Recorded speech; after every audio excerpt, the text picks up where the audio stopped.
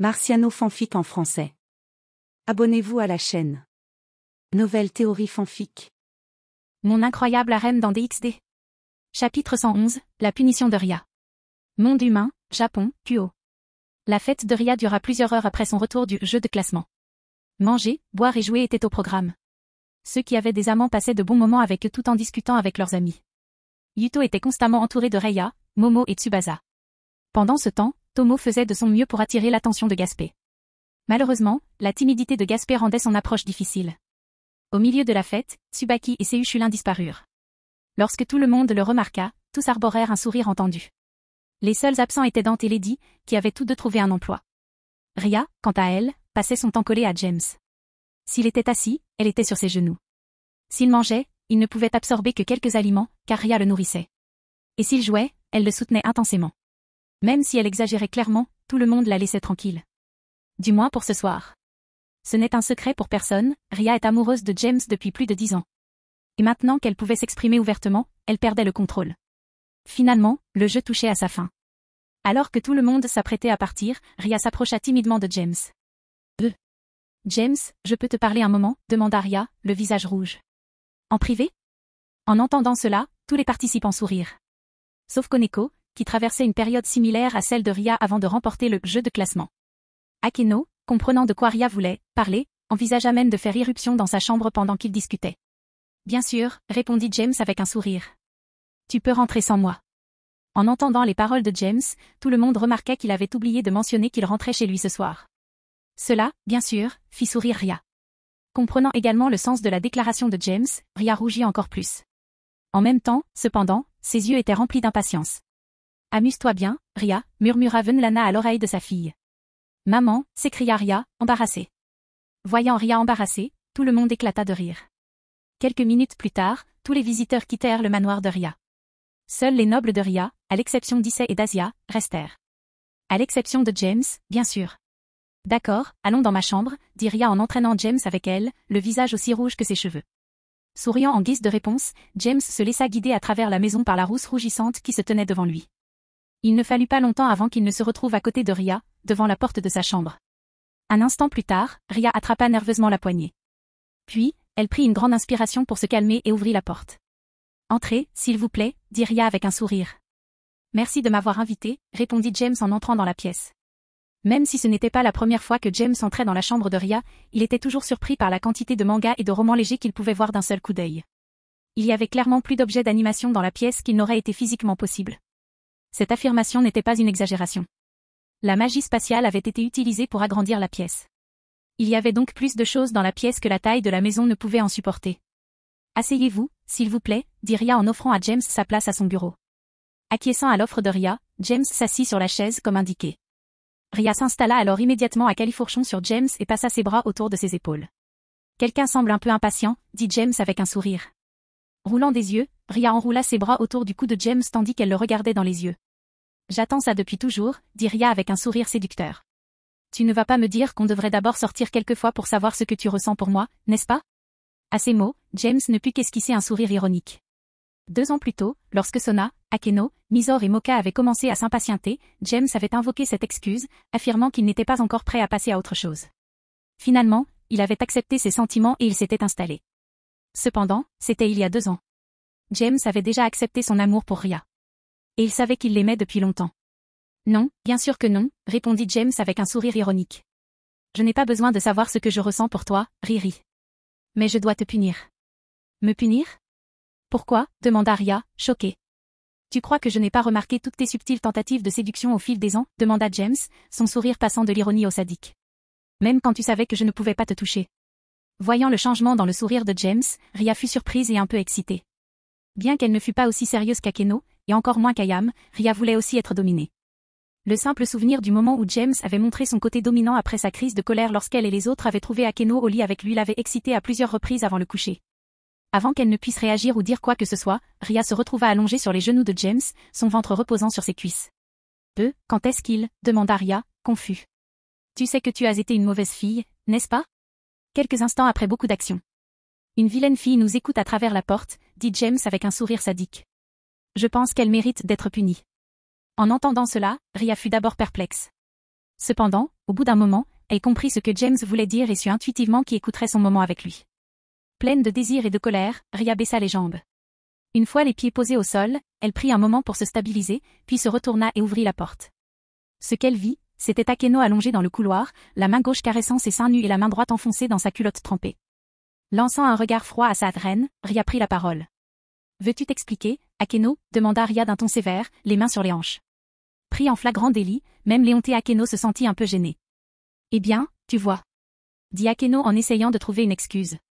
Mais avant qu'elle ne puisse le faire, Rhea tendit la main et l'entraîna dans la pièce. Puis la porte se referma. Chapitre 112, la punition d'Akeno. Monde humain, Japon, Kuo. Après avoir été surpris en train d'espionner, Akeno fut traîné dans la pièce sans résistance. Rhea se plaça alors à côté de James. Akeno, observant le duo à moitié nu, était plus excité qu'autre chose. Surtout après avoir vu l'éclat sadique dans les yeux de James. Alors, Riri, qu'est-ce qu'on fait d'elle demanda James en regardant Rhea. Je pense qu'elle mérite d'être punie, dit Rhea en tenant son coude droit de la main gauche et son menton de la main droite. Puisqu'elle est tellement intéressée à nous espionner, on devrait peut-être la maîtriser et la forcer à regarder? En entendant cela, les yeux d'Akeno s'illuminèrent encore plus. La seule chose qu'elle aimerait plus que d'être au premier plan, c'est d'être punie d'une manière ou d'une autre. Riri, je crois que tu prends ça trop à la légère, dit James, un sourire sadique aux lèvres. Il faut lui faire comprendre que ce qu'il a fait était mal. En entendant l'accent supplémentaire que James mettait sur le mot « ressentir », Akeno se sentit devenir encore plus humide. « Alors, qu'est-ce que tu as en tête » demanda Rhea d'un ton un peu confus. En réponse, James sourit simplement. Puis, il fit un pas vers Akeno et lui parla froidement. « À genoux. » Après beaucoup d'actions en 3. « Maintenant, ta punition est terminée » dit Rhea avec un sourire victorieux sur son beau visage. Chapitre 113, la mère et la fille Phénix. Enfer, territoire de Gremory, domaine de Gremory. Le lendemain du jeu de classement, James, Sona et Tsubaki se rendirent aux enfers pour participer à la cérémonie d'annulation des fiançailles. Contrairement à ce que tout le monde pensait, Rise n'émit aucun son lors de la cérémonie. Au lieu de cela, il resta assis sur sa chaise, le regard vide. Rien qu'au souvenir de la dernière attaque qu'il avait vaincue, Rise était terrifié par Rhea. Il s'avère que l'attaque ultime de Rhea, Destruction Ultime, copiée sur Vegeta, un personnage du manga populaire Dragon Ball, a brisé la brume par sa seule force d'impulsion. Alors que la brume se dissipait, Rise a pu voir le rayon d'énergie cramoisi dans toute sa splendeur. Il se souvenait alors de la sensation de son corps lentement détruit tandis que sa régénération tentait en vain de se défendre. Devant l'état actuel de Rise, Rhea resta indifférente. Rise lui avait toujours manqué de respect depuis la confirmation de leur fiançailles. Sona la regarda avec pitié. Contrairement à la croyance populaire, Rise était l'un des jeunes diables les plus talentueux. Malheureusement, il laissa ce talent lui monter à la tête. James ne reconnaissait même pas l'existence de Rise. Même s'il ne gardait aucune rancune d'avoir été traité à plusieurs reprises de « sale sans mêler », il ne réconforterait ni ne ferait semblant d'être amical avec quelqu'un qui le traitait ainsi. Si Rise prenait l'initiative de s'excuser, il pourrait y réfléchir. Après l'annonce de l'annulation de la réunion, Rise quitta immédiatement les lieux avec sa reine, Libelluna, par téléportation. Les autres invités ne purent que hocher la tête face à son manque de force mentale. Le seigneur Phénix partit peu après son fils. Sentant que Rise avait humilié le clan Phénix au point de le rendre irréparable, ces deux-là étaient censés partir plus tôt. Cependant, James, Rhea, Sona, Akeno et Tsubaki ne s'attendaient pas à ce que Dame Phénix les rejoigne peu après le départ de son mari. Bonsoir, Rhea, Sona. Permettez-moi de vous féliciter pour votre victoire, dit Dame Phénix avec l'élégance qu'on attendait d'une femme dans sa position. En entendant cela, tout le monde fut choqué. Il était étrange de penser que Dame Phénix féliciterait Rhea pour avoir rompu ses fiançailles avec son fils. Cependant, avant que cette pensée ne s'apaise, tout le monde réalisa qu'elle n'avait pas salué James, ce qui le rendit un peu malheureux. Cependant, la situation n'eut pas le temps d'empirer. « Et vous devez être James à la Alavru » dit Dame Phénix en souriant après s'être tournée vers James. « Permettez-moi de me présenter. Je suis Dame Phénix, la mère de Rise. En regardant le match de classement entre Rhea et Rise, Dame Gremory m'a beaucoup parlé de vous. » En entendant cela et en voyant le sourire sincère de Dame Phénix, le groupe fut une fois de plus surpris. Cependant, James se reprit rapidement. S'inclinant poliment, comme on pouvait s'y attendre de la part d'un diable de haut rang, James lui rendit son salut. Dame Phénix, bonsoir à vous aussi, dit James avec un sourire amical. Enchanté de vous rencontrer. Je comprends d'où Rise et Ravel tirent leur beauté. Alors que James terminait, un soupir se fit entendre non loin de là. Pendant ce temps, Dame Phénix souriait d'un air radieux avant de se couvrir rapidement la bouche de la main. Mon Dieu, dit joyeusement Dame Phénix. Vous êtes très gentil, n'est-ce pas? Ma mère m'a toujours appris que faire des compliments, tant qu'ils sont sincères, ne coûte rien, a déclaré James avec un sourire. Vous semblez être une femme très intéressante, dit Dame Phénix d'un ton sincère. Si l'occasion se présente, j'aimerais beaucoup vous rencontrer. Je suis sûre qu'elle serait ravie de te rencontrer, dit James en souriant. Elle adore rencontrer de nouvelles personnes. Cependant, elle n'est pas très attachée à l'étiquette. Selon elle, c'est la raison pour laquelle elle n'a jamais cherché à accroître sa position dans la société démoniaque après avoir été réincarnée par mon père. Je m'en souviendrai, dit Dame Phénix, gardant un sourire intéressé. Bref, sans blague. En fait, je suis venue vous parler de ma fille. Votre fille, vous voulez dire Lady Ravel, demanda James, la voix confuse. Je ne l'ai pas encore rencontrée. Qu'avez-vous à me dire à son sujet? Comme je l'ai dit, Dame Grémory m'a beaucoup parlé de vous, dit Dame Phénix. Puis, avec un sourire malicieux, elle regarda Ria avant de poursuivre. Elle m'a même raconté la fois où Ria vous a giflé. À ces mots, Ria baissa la tête et rougit furieusement. Voyant cela, Dame Phénix rit. Au même moment, James esquissa un sourire ironique et tapota la tête de Ria. Sona, Akeno et Tsubaki faisaient de leur mieux pour ne pas éclater de rire. Remarquant cela, Ria leur lança un regard, mais ils s'en moquèrent. Dame Grémory a également mentionné l'influence positive que vous avez eue non seulement sur Ria, mais aussi sur la croissance de Sona. Et j'ai pensé que vous pourriez également aider ma fille. Une fois de plus, le groupe de 5 de James fut surpris. Et, une fois de plus, un soupir se fit entendre non loin de là. Je suis flattée de savoir que tu as une si haute opinion de moi, dit James après s'être remis du choc. Cependant, je ne suis pas sûre d'être aussi bon qu'on le pense. En entendant cela, Ria, Sona, Akeno et Tsubaki levèrent les yeux au ciel. Ils n'en croyaient pas leurs oreilles. Son assurance frisait habituellement la vantardise. Alors pourquoi se montre-t-il si humble maintenant? De plus, poursuivit James, je ne sais pas s'il serait approprié que l'évêque de Rizé passe autant de temps avec moi. Enfin, assez de temps pour pouvoir influencer sa croissance. Oh, ma chérie, ne t'inquiète pas pour ça, dit Dame Phénix, les yeux brillants de voir que James ne l'avait pas complètement rejeté. J'échangerai bientôt une de mes pièces de fou inutilisées contre Rizé. L'état actuel de Rizé nuit fortement à la croissance de Ravel. Je vois, dit James, dissimulant le choc que Lady Phénix lui avait causé par sa dernière déclaration. Le dernier problème serait de savoir si Lady Ravel est disposée à s'entraîner avec nous. James fit cette dernière déclaration après avoir réalisé que Dame Phénix était déterminée à ce que Ravel l'accompagne quelque temps. Au moins jusqu'à ce qu'il découvre si son état s'était amélioré. Je pense que ce serait plus efficace si on lui demandait directement, dit James en tournant la tête vers les 2 soupirs précédents. Puis, avec un sourire, il poursuivit, qu'en pensez-vous, Madame Ravel? Sur ce, une petite fille blonde avec des couettes jumelles en forme de perceuse s'approcha d'eux avec un léger rougissement sur le visage. Bonsoir, Lord James, dit Ravel en s'inclinant courtoisement. Ria, Sona, je suis ravie de vous revoir tous les deux. En réponse, Ria et Sona hochèrent simplement la tête. Cependant, leurs yeux s'écarquillèrent de surprise en voyant le geste suivant de James. James prit la main de Ravel, la leva et lui rendit son doux baiser. Je vous assure, tout le plaisir est pour moi, dit James avec un sourire amical. Le visage de Ravel devint aussitôt aussi rouge que les cheveux de Ria. Pendant ce temps, la jalousie brillait dans les yeux de Ria, Sona et Akeno. Surtout Ria, qui venait de perdre sa virginité la veille et se sentait particulièrement collante. Cependant, leurs expressions se figèrent à la déclaration suivante de James. J'ai été très impressionné de vous voir essayer d'empêcher Rizé de faire ce qui ne ferait qu'humilier Riri pendant le jeu de classement, dit James avec un sourire reconnaissant. Même si rien ne s'est passé, j'apprécie que vous ayez essayé de protéger la réputation de Riri. Sur ce, Ravel rougit encore plus. Au même moment, Ria abandonna son air jaloux et courut serrer James dans ses bras. Sona et Akeno perdirent également leur jalousie et sourirent joyeusement. Au même moment, Tsubaki sourit à James avec admiration. Eh bien, c'est le meilleur ami de ce Tanta, pensa Tsubaki. Bien sûr, il serait génial aussi. Il est vraiment spécial, comme l'a dit Dame Grémory, pensa Dame Phénix en regardant les enfants devant elle. Il se soucie beaucoup de ceux qui l'entourent. Si Ravel pouvait entrer dans son cercle, je suis sûre qu'il se soucierait aussi de son bien-être. Dame Phénix toussa légèrement pour attirer l'attention de tous. Alors, Ravel, que dirais-tu de rejoindre James, Ria et Sona à l'entraînement? Ravel regarda sa mère et James, le rouge toujours présent. Après avoir constaté la force de Ria et Sona, elle eut envie de s'entraîner avec eux. Cependant, le baiser sur la main de James et son sourire la rendirent timide. Voyant l'état de sa fille, Dame Phénix envisagea de lui donner un dernier coup de pouce.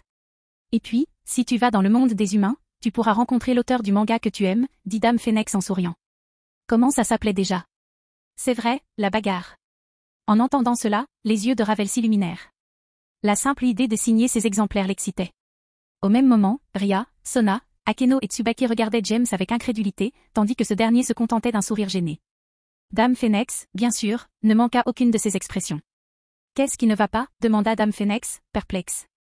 Pourquoi avez-vous tous cette tête après avoir entendu parler de la bagarre? Sur ce, James et les filles échangèrent des regards, puis Akeno répondit à la question. Eh bien, Dame Phénix, le fait est que... dit Akeno d'un ton gêné. James est l'auteur de cette série. En entendant cela, les yeux de Dame Phénix s'écarquillèrent comiquement. L'expression de Ravel, quant à elle, n'était pas très différente.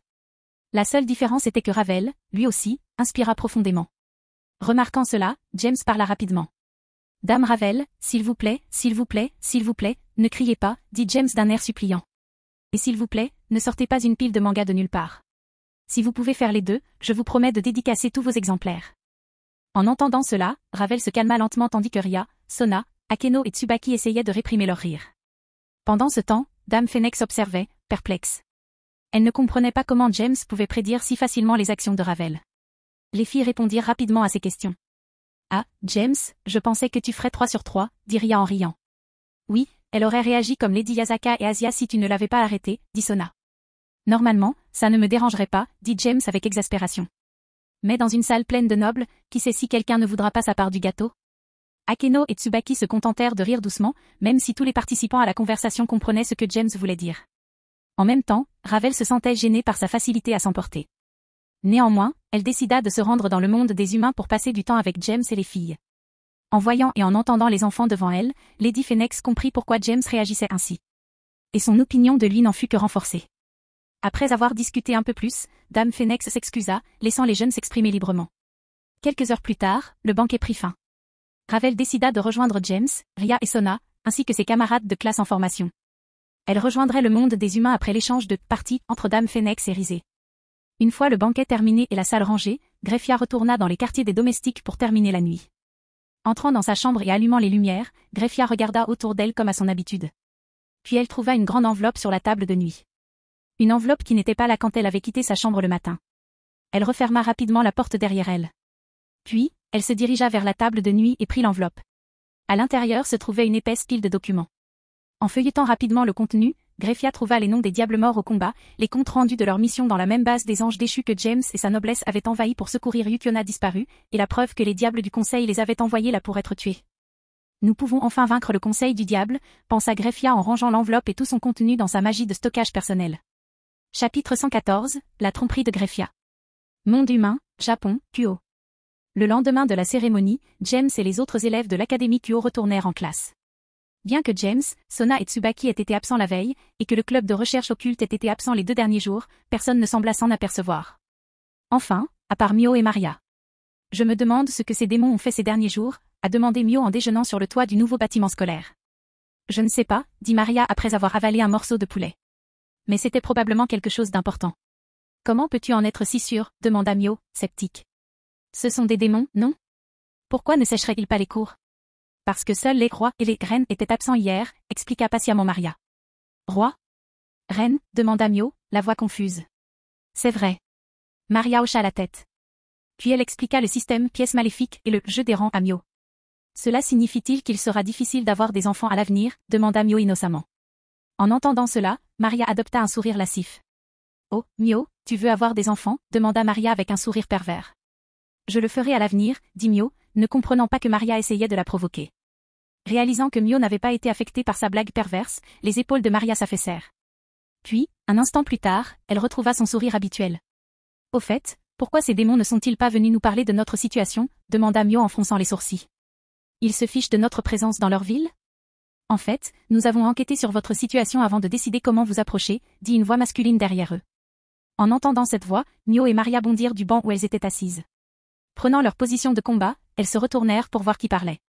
Et ce faisant, elles aperçurent James, le capitaine du club qu'elles avaient rejoint, debout sur la rambarde qui entourait le toit. Oh, bon temps de réaction, dit James avec un sourire et applaudissant légèrement. Laissez-moi me présenter à nouveau. Je m'appelle James Alavru. Je suis actuellement le garde du corps de Ria Gremory et Sona Citri.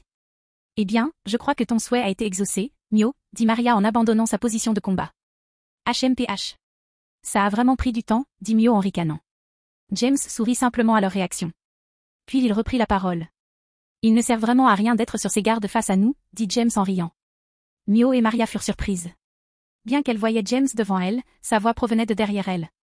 Cependant, avant qu'elle puisse se retourner, la silhouette de James, debout sur la balustrade, disparut.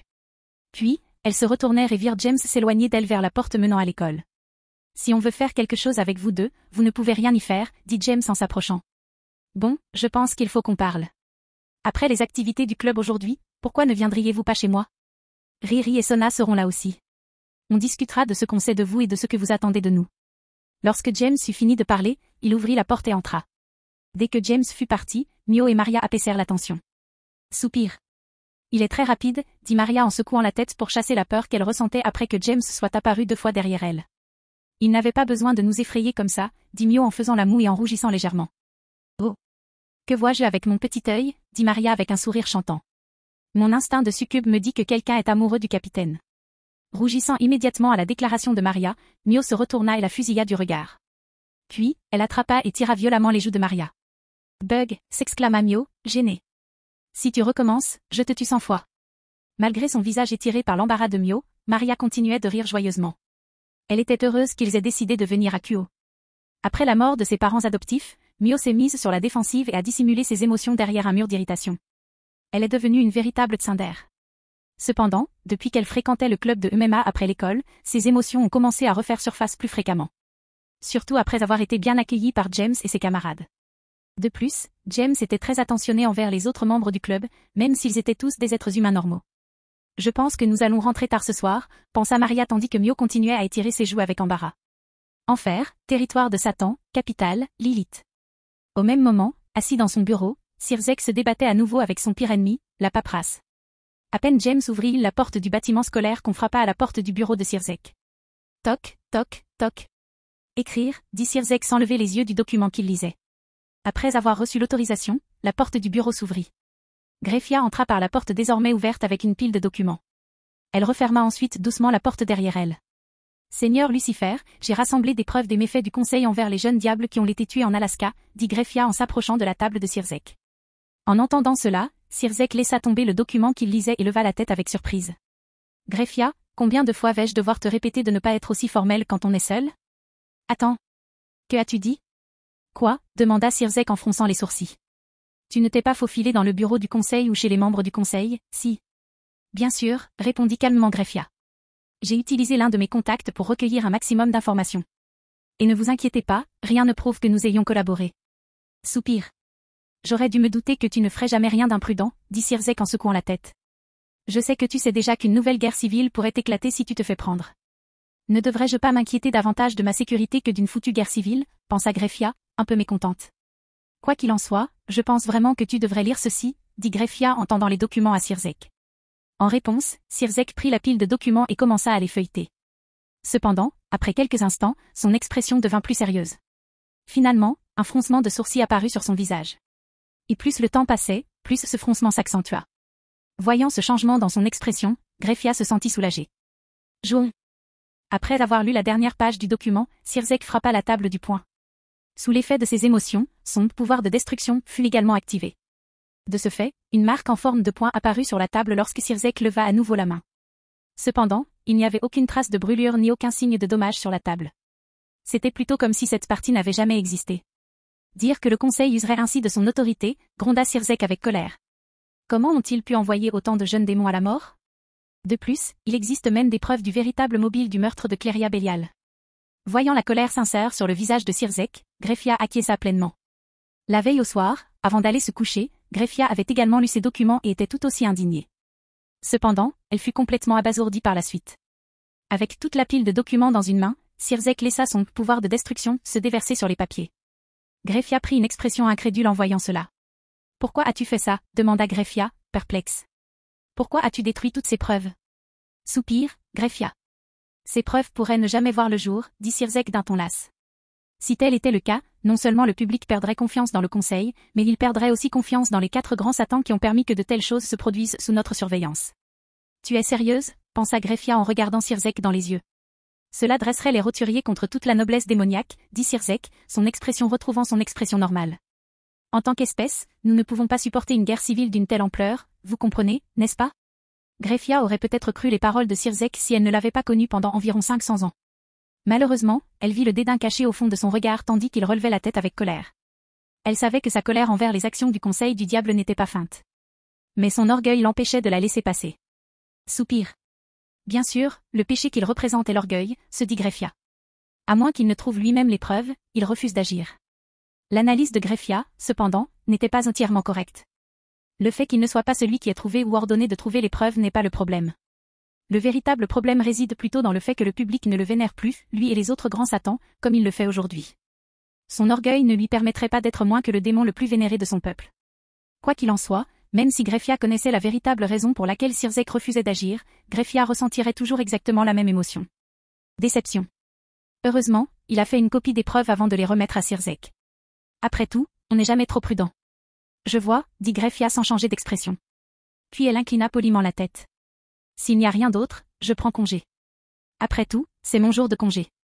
Profitez du reste de votre journée de congé, dit Sirzek avec un sourire en retournant à la montagne de paperasse sur son bureau.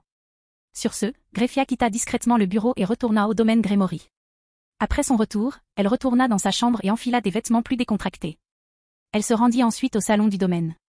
À sa grande surprise, Venlana était derrière le bar en train de préparer un verre. « Oh mon Dieu !» s'exclama Venlana en voyant Greffia entrer dans la pièce. « C'est tellement bizarre de te voir ici. Tout va bien ? Si quelque chose te tracasse, tu sais que tu peux toujours me parler. » Sans répondre, Greffia se dirigea vers le bar et s'assit en face de Venlana. Les coudes appuyés sur le comptoir, Greffia se prit le visage dans les mains. « Je peux avoir un verre ?» murmura Greffia entre ses mains. Un verre fort. Comprenant que le problème était plus grave qu'elle ne l'aurait cru au vu du ton et du langage corporel de Greffia, Venlana prépara du thé glacé Long Island. Une fois terminé, elle le déposa dans un sous-verre devant Greffia. Voyant que son verre était prêt, Greffia baissa les mains et prit le verre. Puis elle but plusieurs gorgées d'un coup. Reposant le verre sur le dessous de verre, Greffia poussa un soupir et croisa le regard de Venlana, dont l'expression était clairement inquiète. « Mon fils a encore fait une bêtise ?» demanda Greffia en se penchant au-dessus du bar. Voyant cela, Greffia ne put s'empêcher de sourire. Venlana n'étant pas grande, Greffia savait qu'elle était sur une estrade derrière le bar. Sinon, elle n'aurait jamais pu se pencher comme elle le fait maintenant. Cependant, elle parvint à répondre à la question. Soupir. Malheureusement, oui, dit Greffia avant de vider son verre. Ton orgueil te fait obstacle à ce qui est le mieux pour les enfers. Pourquoi ne m'en parles-tu pas demanda Venlana en préparant un autre verre pour Greffia. Sans hésitation, Greffia raconta à Venlana comment James avait découvert que le conseil avait envoyé de jeunes diables à la mort, comment il avait engagé quelqu'un pour trouver des preuves, comment il avait trouvé les preuves dans sa chambre la nuit dernière, comment il les avait données à Sirzek, la réaction de Sirzek à cela, et ce qu'il avait décidé de faire à ce sujet. Soupir. C'est pourquoi beaucoup de gens disent que l'orgueil est le pire des 7 péchés capitaux, s'exclama Venlana, exaspéré. Il refuse d'agir parce qu'il n'est pas responsable de l'obtention de l'information, a déclaré Greffia avec colère. Malheureusement, ta perception de l'esprit de Sirzek est erronée cette fois, Greffia, dit Venlana en secouant lentement la tête. Son orgueil l'empêche d'être révéré, c'est la véritable raison pour laquelle il a choisi de ne pas agir. En entendant cela, Greffia resta stupéfaite. Venlana ne répondit pas non plus. Puis, après quelques instants de silence, Venlana reprit la parole. Ne t'inquiète pas, nous allons faire quelque chose, dit Venlana sérieusement. En réponse, Greffia hocha la tête. Puis elle prit son verre et le termina d'un trait. Après avoir posé la tasse sur la table, elle reprit la parole. Quelle déception. Chapitre 115, résultats de la recherche. Monde humain, Japon, Kuo. Après l'école, tous les démons de l'Académie Kuo ont participé à leurs activités habituelles. Une fois les activités du club terminées, tout le monde a quitté l'école comme d'habitude. Cependant, contrairement à d'habitude, ils se dirigeaient tous dans la même direction. Comme James l'avait dit pendant le déjeuner, Mio et Maria le suivirent jusque chez elle. Avec autant de gens, et encore moins de démons, qu'elles ne connaissaient pas, c'était un euphémisme de dire qu'elles étaient un peu nerveuses. Heureusement, leur entourage n'insistait pas pour les faire parler. On y est presque, dit Ria à Mio en lui lançant des regards curieux. Mio était un peu irritée par la fille qui lui ressemblait tellement. Pourquoi cette fille me regarde-t-elle comme ça, se demanda Mio. Si elle n'arrête pas, je la tuerai 100 fois. Au même moment, Maria remarqua que sa sœur commençait à s'irriter. Calme-toi, Mio, murmura Maria à l'oreille de Mio. Je suis sûre qu'elle est juste curieuse, parce que vous vous ressemblez. Même si elle refusait de l'admettre, Mio était également curieuse des similitudes entre son apparence et celle de Ria. Cependant, elle était trop alerte pour en parler. Malgré cela, les regards curieux devenaient agaçants. Alors qu'elle était sur le point de s'emporter, James tapota la tête de Ria et prit la parole. Ria, tu devrais y aller doucement, dit James en souriant. Je vois bien qu'elle a du talent aussi, mais si tu agis comme ça, tu vas lui faire peur. Ria rougit aussitôt et détourna le regard de Mio. Voyant cela, Mio et Maria furent choqués. Je pense qu'elle est intéressée à t'avoir comme Perry, dit Maria, ne comprenant pas. Eh bien, au moins il a de bons yeux, dit Mio avec arrogance. Cette fois, tout le monde, sauf Mio, resta silencieux. Après ce bref interlude, le groupe arriva chez James. Après être entrés, James, Ria et Sona conduisirent Mio et Maria à l'atelier de James. Regardant autour d'elle, Mio et Maria furent surprises. Qu'est-ce que c'est que cette pièce demanda Mio avec curiosité en observant les outils artistiques dans l'atelier. Il y a tellement de mangas, s'exclama Maria avec enthousiasme en rebondissant sur place. Voyant leur réaction, James sourit fièrement. Ria et Sona sourirent également, amusés par les réactions des plus jeunes. C'est mon studio de manga, dit James en souriant. Puis il désigna une étagère et poursuivit, voici les mangas que j'ai produits. Curieusement, les regards de Mio et Maria suivirent le doigt de James. Lorsqu'ils posèrent les yeux sur l'étagère, leurs yeux s'écarquillèrent. OHMONDIU, s'exclama Maria, surprise. Tu me dis. Mio ne put terminer sa question à cause de sa surprise. Ouais, Bleach, School Rumble, Solitaire, Naruto, etc., etc. ont tous été dessinés par James, dit Ria fièrement. Pourquoi parles-tu comme si c'était toi qui les avais dessinés, demanda Sona en ajustant ses lunettes. Elle tourna ensuite son attention vers Mio et Maria, puis dit, si je me souviens bien, tu n'avais que 11 ans quand tu as commencé à dessiner Bleach, n'est-ce pas? Oui, j'ai commencé juste après avoir recruté Mizore, dit James en souriant. On dirait que c'était il y a longtemps. Mio et Maria étaient stupéfaites. Imaginez qu'une personne si jeune puisse dessiner quelque chose d'aussi populaire. Bref, je crois qu'il est temps de se mettre au travail, dit James, son expression passant d'un sourire heureux à un air sérieux. Je suis sûr que tu te demandes pourquoi on t'a invité ici, n'est-ce pas? En réponse, Mio et Maria prirent à leur tour un air sérieux et hochèrent la tête. James offrit ensuite un siège à chacun. Une fois tout le monde installé, James fut de nouveau le premier à prendre la parole. Tout d'abord, je vais vous dire ce que je sais de vous, si vous êtes d'accord, demanda James, ce à quoi Mio et Maria acquiescèrent. D'abord, nous savons que vous êtes demi-sœurs et que vous avez le même père biologique. Il s'appelait Wilber, un membre exilé du clan Gremory. Attends, quoi, interrompit Ria d'une voix forte. Un membre exilé de mon clan? Je n'avais jamais entendu parler de ça. Non seulement Ria, mais Sona, Mio et Maria sont également restées silencieuses. Comment as-tu appris ça? Demanda Sona en ajustant ses lunettes. J'ai demandé à oncle Zéoticus, répondit James en haussant les épaules. J'ai trouvé la ressemblance troublante, alors j'ai pris une photo de Mio, je l'ai montrée à oncle Zéoticus et je lui ai posé des questions. Alors, ça veut dire qu'on est cousines? Demanda Ria en désignant Mio et Maria. C'est vrai. James hocha la tête. En fait, tu devrais avoir une autre tante disparue, toi aussi. Ria était stupéfaite. Elle venait de découvrir qu'elle avait des oncles perdus de vue depuis longtemps. Sans parler de 2 jeunes cousins. Il pourrait y avoir encore plus de membres de sa famille dont elle ignorait l'existence si sa tante avait elle aussi des enfants. Bref, je pense qu'il est temps de revenir aux choses sérieuses, dit James en croisant brièvement le regard de Ria, Mio et Maria. Si tu veux, tu pourras en parler à oncle Zéoticus plus tard. Sortant de leur stupeur, tout le monde se concentra à nouveau sur James. Maria, ta mère, Sheila, est toujours en vie, dit James calmement. Du moins, on le soupçonne. Quoi? Hurla Maria en se relevant. Mio et moi avons vu son corps. Comment est-ce possible? Au cours de notre enquête, nous avons découvert que le corps de Sheila était un faux, dit James en souriant. D'après ce que m'a dit oncle Zéoticus, Wilber était plutôt doué pour créer des homoncules. Si je devais deviner, Wilber aurait mis cela en scène il y a longtemps. En entendant cela, Maria se mit à pleurer. Mio laissa un léger sourire apparaître sur son visage, heureuse pour sa jeune demi-sœur. C'est agréable de voir un sourire sur ton visage, Mio, dit James en souriant. Chaque fois que je t'ai vu, tu affichais soit une expression indifférente, soit un froncement de sourcils. Voir ce sourire est rafraîchissant. Le visage de Mio devint aussi rouge que ses cheveux sous les compliments de James. Cependant, elle réussit à grimacer en même temps. Puis, gênée, elle cria sur James. Guigui, dit Mio, mal à l'aise. Si tu répètes une chose pareille, je te tue 100 fois. Je crois que j'ai entendu ça une centaine de fois, dit James en riant. Le rouge de Mio s'accentua sous les taquineries de James. Ria et Sona ne purent qu'esquisser un sourire ironique. Elle savait que James ne raterait jamais une occasion de taquiner Mio si elle continuait à agir ainsi. Même Maria parvint à retenir ses larmes sous le rire embarrassé de Mio. Réalisant que tout le monde se moquait d'elle, l'embarras de Mio se transforma en colère. Alors que ses émotions commençaient à échapper à son contrôle, son pouvoir magique commença à se dissiper. Maria s'inquiéta. Elle sentait son corps s'alourdir.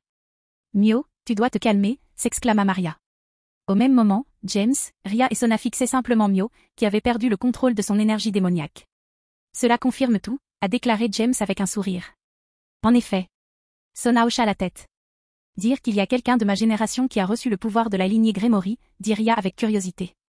Voyant le calme avec lequel les 3 démons devant eux ignoraient l'augmentation de la gravité causée par la perte de contrôle de Mio, Maria écarquilla les yeux, incrédule. Puis, James s'avança vers Mio. Maria craignait que James ne l'aperçoive comme une menace et une attaque. Cependant, lorsque James fut suffisamment proche, il fit quelque chose que ni Mio ni Maria n'avaient prévu. Il la prit doucement dans ses bras et lui parla d'une voix apaisante. Je sais que ces 6 derniers mois ont été difficiles pour toi, Mio, dit James doucement. Je ne te demande pas de nous faire confiance tout de suite. Mais si tu nous laisses faire, nous te protégerons. Car quoi qu'il arrive, tu fais partie de notre famille désormais. La famille, demanda Mio, incertaine. Ma famille est morte. Je sais, poursuivit James d'un ton doux. Nous n'avons aucune intention de te remplacer. Mais nous avons bien l'intention de te donner un nouveau chez toi. Si tu le souhaites, bien sûr. Après avoir entendu ce que James avait à dire et senti la chaleur de son étreinte, Mio se mit à trembler. Puis elle attrapa le t-shirt de James. Fermant les yeux, elle posa son front contre sa poitrine et se mit à pleurer en silence. Non seulement nous te donnerons un lieu où tu te sentiras bien, mais nous veillerons aussi à ce que tu puisses contrôler ces nouvelles capacités, dit James, remarquant que la gravité s'atténuait. Puis il regarda Maria. Tu es aussi concernée, Maria. Comme je l'ai dit, quoi qu'il arrive, tu fais partie de la famille maintenant. Je ne comprends pas, dit Mio avant que Maria ne puisse répondre. Pourquoi fais-tu semblant de faire partie du clan Gremory? Eh bien, dit James avec un sourire. C'est mon homme, cria Arya avec enthousiasme. Tu veux dire que tu es sa femme, dit Sona avec dédain. Quelle est la différence, demanda Arya avec colère. Parce que tu n'es pas sa seule femme, dit Sona avec un sourire. Je sais, cria Arya avec colère. En entendant la dispute enfantine entre les deux héritiers de la maison Pilar, Mio et Maria furent choqués. Les héritières d'une maison à Pilar ne devraient-elles pas être, je ne sais pas, plus élégantes, demanda Maria, les yeux écarquillés. Casa Pilar, demanda Mio, perplexe. Ne t'inquiète pas pour l'instant, dit James en caressant la tête de Mio. Nous veillerons à ce que tu acquières toutes les connaissances nécessaires sur la société du diable. Mio hocha la tête en guise de réponse. Un instant plus tard, elle réalisa que James la serrait dans ses bras et lui caressait la tête. Bien qu'elle appréciât la sensation, la gêne l'envahit. Puis elle le repoussa et hurla de toutes ses forces. Éloigne-toi de moi, hurla Mio en repoussant James, le visage rouge. Si tu recommences sans ma permission, je te tue 100 fois. En réponse, James sourit simplement malicieusement. Puis, il s'approcha de Mio et lui demanda. Alors, je dois te demander la permission, hein, demanda James en souriant. Alors, ça te va si je te serre à nouveau dans mes bras? Face à la question directe de James, Mio ne savait pas quoi répondre. Au lieu de cela, son rouge se répandit dans son cou. Puis James se tourna vers Marie et lui posa une question. Tu veux un câlin aussi, demanda James en souriant. Remarquant la malice dans le regard de James, Maria sourit. Puis, joyeusement, elle sauta dans ses bras. Comme il fait chaud, dit Maria comme si elle fondait. Après cela, Maria jeta un coup d'œil furtif à Mio. Ce faisant, Mio boudait et la regardait avec jalousie. James remarqua également l'expression de Mio. Au même moment, James et Maria esquissèrent des sourires provocateurs en voyant sa moue jalouse. Soupir. Il y en a un autre comme James et tante Léona, dit Ria en posant la main sur son front. Ouais, on dirait que les choses vont devenir bien plus intéressantes à partir de maintenant, dit Sona d'un ton las. En plus, Maria est une succube. Ah, quelle joie, dit Ria, les épaules affaissées. Ça veut dire que les allusions et les plaisanteries à caractère sexuel vont aussi déraper. Pendant les minutes qui suivirent, James et Maria s'efforcèrent ensemble de taquiner Mio. Ils décidèrent d'arrêter quand Mio sembla sur le point de s'emporter. Finalement, James revint au sujet. Mon Dieu, Maria, s'adressa solennellement James aux jeunes filles devant lui. Même si elles sont les enfants d'un membre du clan Gremory, elles ne peuvent malheureusement pas accéder au statut de classe supérieure. Pourquoi pas, demanda Mio, encore un peu agacé par les taquineries de James et Maria. Parce que le père a été exilé, n'est-ce pas, demanda Maria. C'était plus une affirmation qu'une question. Exact, répondit Sona. Lorsque Wilbert fut exilé, même s'il n'a pas perdu son statut de démon de haut rang, sa descendance n'en héritera plus. Bien. James hocha la tête. Puis il regarda Mio droit dans les yeux. Et ce sera encore plus dur pour toi, Mio. Pour moi? Pourquoi? Demanda Mio, perplexe. Parce que tu es à moitié démon, dit James en fronçant les sourcils. Ces fossiles préjugés et de haute naissance du conseil te rendront la vie difficile à chaque étape. Mio fut surprise par le froncement de sourcils en colère de James, alors elle posa une question simple. Qu'est-ce qui ne va pas? Demanda Mio avec curiosité. Je te l'ai déjà dit, Mio, dit Maria après avoir pris la main de Mio. James est un diable de haut rang, n'est-ce pas? Ouais, mais qu'est-ce que ça a à voir avec? Demanda Mio, toujours confuse. James est aussi à moitié démon, dit Maria en serrant un peu plus fort la main de Mio. J'imagine ce qu'il a dû endurer pour atteindre un tel niveau et une telle vitesse. Vous ne pourriez pas imaginer cela si vous saviez qu'il n'avait même pas 15 ans lorsqu'il a été promu dans la classe supérieure, a déclaré Ria fièrement. Quoi? S'exclama Maria, surprise. Comment est-ce possible? Il a conclu un accord avec la reine de Dinsket, Skatash, pour entraîner un quota de jeunes démons pendant un mois chaque année, a déclaré Sona en haussant les épaules. Skatash? N'est-elle pas un mythe? Demanda Maria, sa surprise grandissant à chaque instant. Non. James haussa les épaules. Les nombreux trous que j'ai percés dans mon corps prouvent à suffisance qu'elle est aussi réelle que possible. Ah oui, James est aussi son disciple, dit Ria après coup. Tout comme l'un de tes chevaliers. Tu es sérieux? Demanda Maria, les yeux écarquillés. Qui est ce Skatash? Demanda Mio en faisant la moue, mécontente d'être mise à l'écart. Scatache est la plus grande dresseuse de héros de l'histoire, s'exclama Maria avec enthousiasme. Selon la légende, elle est aussi une sorcière immortelle, une reine guerrière et la reine des terres d'ombre dans la mythologie celtique. Pendant les minutes qui suivirent, Maria raconta avec enthousiasme à Mio tout ce qu'elle savait sur Scatache. Finalement, James dut intervenir. Nous avons encore un sujet à aborder, dit James avec un sourire ironique en regardant la jeune succube, fan du tueur de Dieu. Je vous suggère de rejoindre la noblesse de Riri. Pourquoi pas le tien, demanda Mio, dégoûté. Parce que je n'ai pas de pièce de rechange, répondit James d'un ton désinvolte. Il ne m'en reste qu'une, et c'est ma reine. Et je ne veux pas être impoli, mais aucune d'entre vous n'a vraiment l'étoffe d'une graine. Qu'est-ce que ça veut dire, demanda Mio avec colère. C'est exactement ce que je veux dire, répondit James avec la même désinvolture. Une reine est la seconde d'un titre de noblesse. Sans parler de la plus proche confidente du roi. Je pense que tu as raison. Maria hocha la tête. Nous n'avons pas l'expérience nécessaire pour être la reine de James Nii. Et Mio, elle, n'a pas les connaissances nécessaires non plus. James Nii. Pourquoi tu l'appelles? Attends. Tu me traites d'idiote, demanda Mio, son irritation augmentant encore. Calme-toi, Mio, dit Sona en ajustant ses lunettes. C'est vrai que tu n'as pas les connaissances nécessaires pour être une reine. Tu ne peux pas avoir les connaissances nécessaires. Tu ne connais le surnaturel que depuis 6 mois environ, n'est-ce pas? En entendant l'explication de Sona, Mio se figea. Puis elle réalisa que ce qu'elle disait était vrai. Mais pourquoi proposez-vous que nous rejoignions la pairie de Riani, demanda Maria. Parce que j'ai déjà utilisé mes 2 fous, répondit calmement Sona. Je pourrais transformer Mio en pion, mais un fou lui conviendrait mieux. Et il se trouve que j'ai un fou et une tour, ce qui serait parfait pour toi, Maria. Ria reprit là où Sona s'était arrêtée. Je vois, dit Maria en hochant la tête. La principale raison pour laquelle je vous ai suggéré de rejoindre une pairie, c'est pour que ceux que nous soupçonnons d'attaquer vos familles cessent de s'en prendre à elles, au moins pour un temps, dit James en souriant. Après tout, vous feriez officiellement partie du clan Gremory. Cela a du sens, a déclaré Mio. Oui, mais est-ce qu'on pourrait avoir un peu de temps pour y réfléchir, demanda Maria. Bien sûr, mais ça ne prendrait pas longtemps, dit James en souriant. On ne sait jamais ce qui peut arriver. Chapitre 116, Visiteurs et intrus à Kuo. Monde humain, Japon, Kuo. Quelques semaines passèrent en un clin d'œil après que Mio et Maria eurent appris qui était leur père. Depuis, il ne s'était pas passé grand-chose à l'école ni après. Ce soir, cependant, allait mettre un terme à la monotonie de ses journées. Après l'école, Issei rentra chez lui comme tous les autres. Malheureusement, Asia passait la nuit chez Ria pour une soirée entre filles. Cependant, alors qu'Issei s'approchait de la porte d'entrée, il sentit la présence d'une puissance sacrée. Se souvenant de ce que le prêtre psychopathe, Fried Selzan, avait fait à une famille très similaire à la sienne dans le passé, Issei ouvrit la porte avec ses griffes de l'ombre équipées. « Maman, je suis rentrée » cria Issei assez fort pour être entendu de partout dans la maison. « Ah, Issei » répondit sa mère. « Cours au salon, on a des invités. » Apprenant que sa mère semblait aller bien, Issei soupira de soulagement. Cependant, il ne baissa pas la garde. Dissipant son sacred gear pour l'instant, Issei retira ses chaussures et se dirigea prudemment vers le salon. À son arrivée, la première chose qu'il remarqua fut sa mère en train de discuter avec 2 jolies filles qui semblaient avoir à peu près son âge, toutes 2 vêtues de robes blanches. La première, une belle jeune fille aux longs cheveux bruns coiffés en double queue de cheval, retenue par des élastiques bleus, aux yeux violets et aux formes généreuses. La seconde, tout aussi généreuse, aux cheveux bleus jusqu'au menton, à la frange verte sur le côté droit et aux yeux marrons. Putain, ces filles sont canonnes, pensa Issei en examinant méchamment leur corps. ISE, ça fait longtemps, dit la fille aux cheveux bruns avec un sourire. Pendant ce temps, la fille aux cheveux verts gardait une expression impassible, examinant simplement le niveau de menace d'Issei. Je suppose, répondit timidement Issei. Ça fait longtemps, pensa Issei.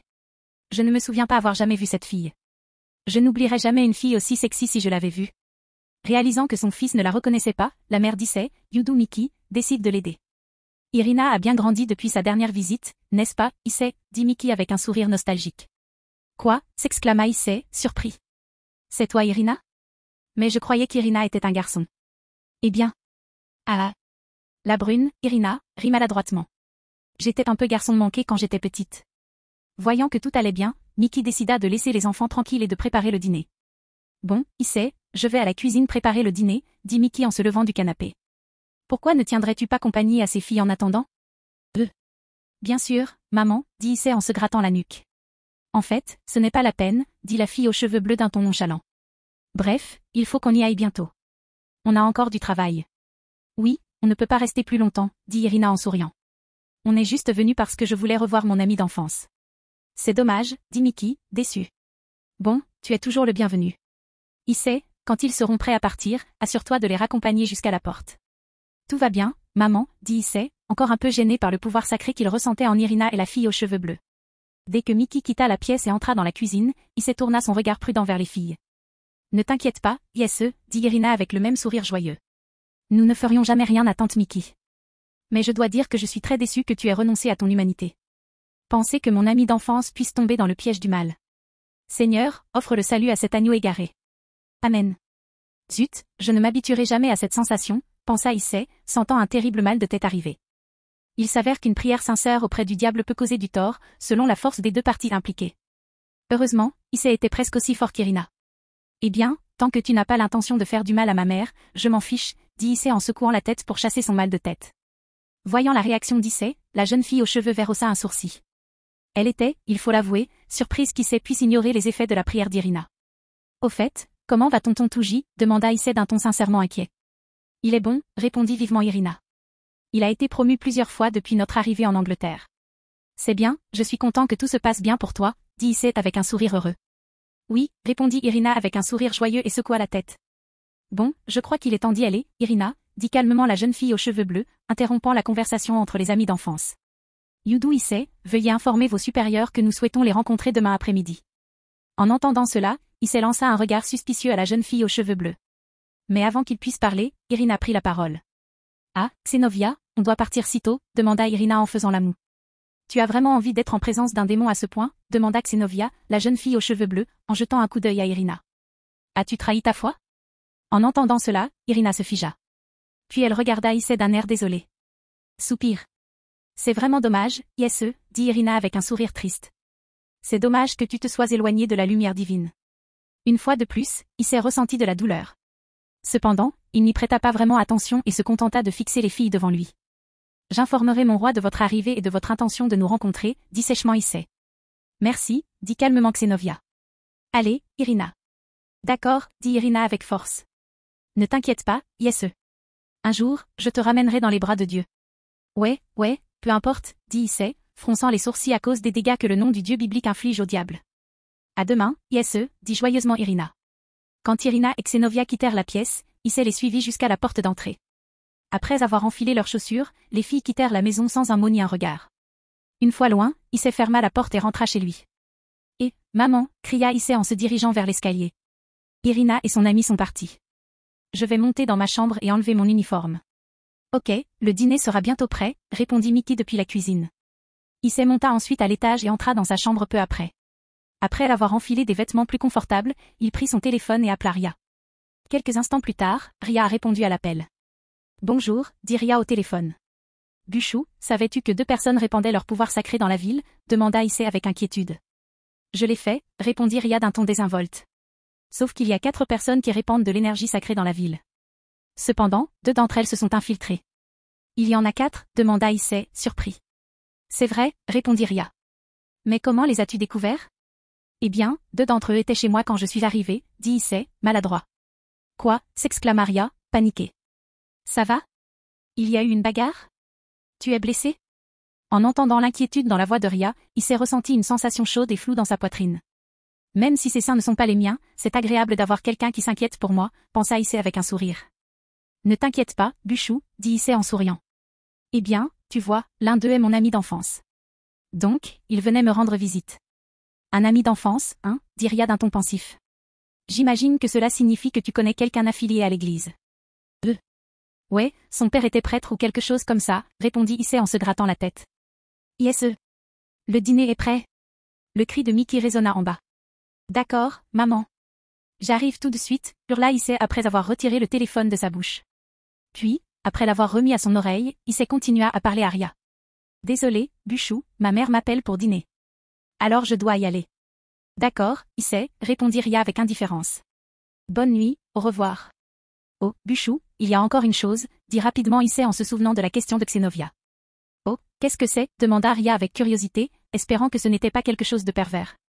L'une des filles dotées de pouvoirs sacrés m'a demandé de te faire savoir qu'elle viendrait te voir demain après l'école, dit Issei d'un ton sérieux. D'accord, merci Issei, répondit Ria d'un ton sérieux. Je parlerai de la réunion à Sona et James. À demain. À demain, Buchou, dit Issei avant de raccrocher. Pendant ce temps, au manoir de Ria, celle-ci venait de raccrocher. Elle créa alors un petit cercle magique dans sa paume et le porta à son oreille. Akeno, je veux que tu contactes Sona et James, dit Ria en s'adressant au cercle magique. Préviens-les que je dois leur parler à tous les deux au plus vite.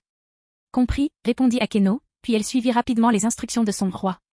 Peu après, Ria retrouva James et Sona. Naturellement, Akeno et Tsubaki accompagnèrent leur roi, comme on pouvait s'y attendre de la part d'une graine. Soupir.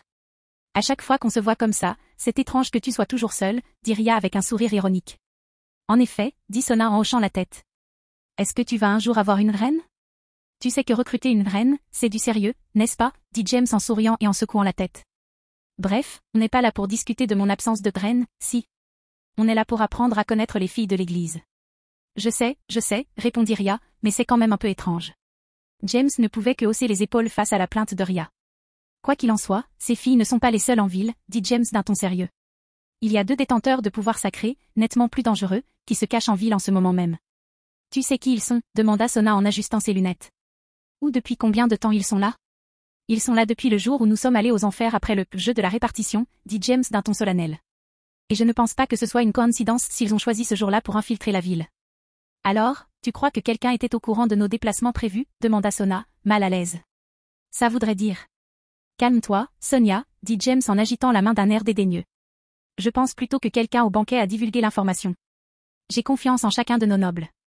Suggérez-vous qu'il y a des traîtres parmi la noblesse diabolique, demanda Ria en fronçant les sourcils. Ce serait une grave faille de sécurité si c'était vrai. Ce n'est pas là-dessus qu'il faut se concentrer maintenant, dit Sona en croisant le regard de ses 2 amis d'enfance. James, sais-tu qui sont les intrus? Dante suis l'un d'eux, dit James avec un sourire ironique. Le prêtre psychopathe de la dernière fois, Fried Selzan. Encore ce maniaque meurtrier, dit Ria avec dégoût.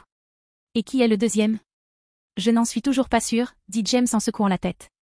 Nous savons que c'est un homme âgé, mais nous n'avons pas encore pu déterminer son identité. Et, bien sûr, nous ne pouvons pas découvrir ses motivations tant que nous ne connaissons pas son identité, a déclaré Sona tristement. Soupir. C'est vrai, dit James en soupirant. Mais ne vous inquiétez pas, Lady surveille sa cachette. Je crois que c'est tout ce qu'on peut faire pour l'instant. Ria haussa les épaules. Puis son attention se porta sur Sona. On est encore hors sujet. Qu'est-ce qu'on fait pour la réunion de demain après l'école? Je pense que nous devrions tenir la réunion dans la salle du club ORC, dit Sona après un moment de réflexion. Ainsi, nous pourrons limiter au maximum les interactions entre nos visiteurs et les étudiants réguliers. C'est logique. Ria hocha la tête.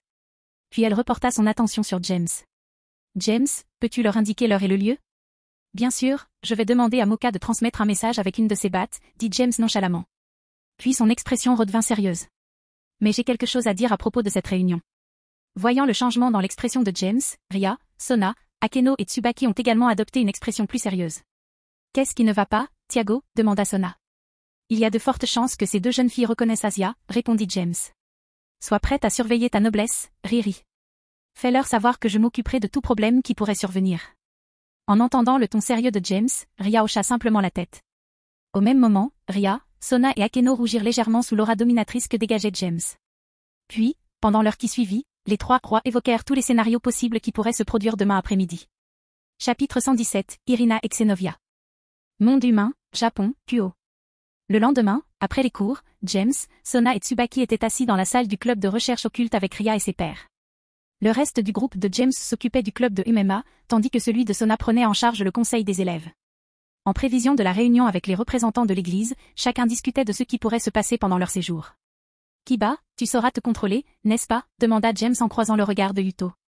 Oui, James Sampé, répondit Yuto en fronçant les sourcils. Je sais que je ne devrais pas diriger ma colère contre les épées. Mais je ne les aime toujours pas. Tant que tu ne le perds pas, dit James avec un sourire. Parce que si tu le fais, je vais te faire vivre un enfer à l'entraînement. En entendant cela, Yuto et Issei frémirent.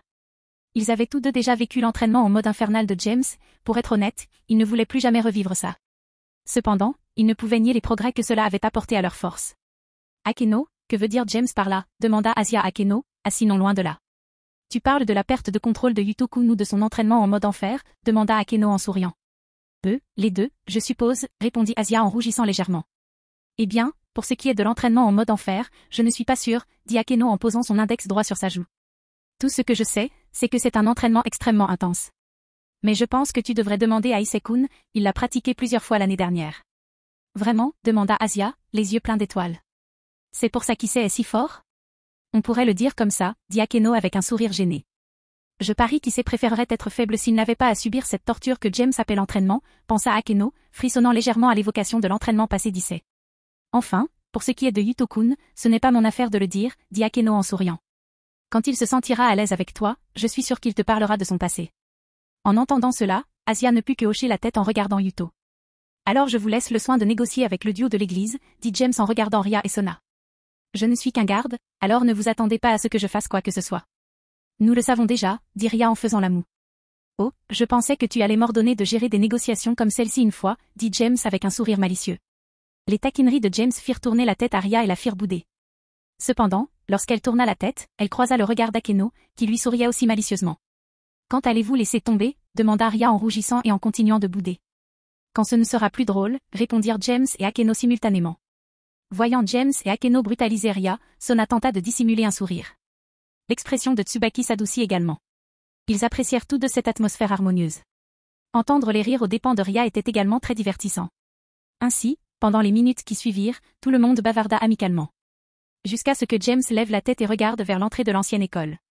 Là, juste là, dit James calmement. Bien qu'il ait parlé à voix basse, tout le monde pouvait l'entendre. De ce fait, toute conversation s'arrêta. Puis Ria prit la parole. Akeno, pourrais-tu accueillir nos invités, demanda Ria en passant en mode roi. Bien sûr, dit Akeno en s'inclinant légèrement avant de quitter la salle du club.